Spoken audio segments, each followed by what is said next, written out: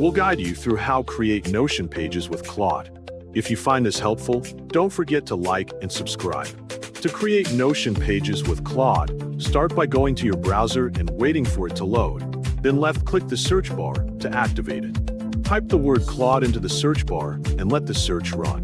When the results appear, select the first web link that appeals to you and open it. Once the page loads, log in or sign in to your Claude account so you can continue. After logging in, look at the left side of the screen and select the Customize button. This will open a new section on the right side of the page. Inside that section, select the option that says Connect Your Apps. A small menu will appear, and inside that menu search for Notion. When Notion appears in the list, select it right away. Claude will then redirect you to the Notion login page where you need to log in or sign in to your Notion account to continue the setup. When the connection confirmation menu appears, select Continue to approve the connection. Once you do that, your Notion account will now be connected to Claude.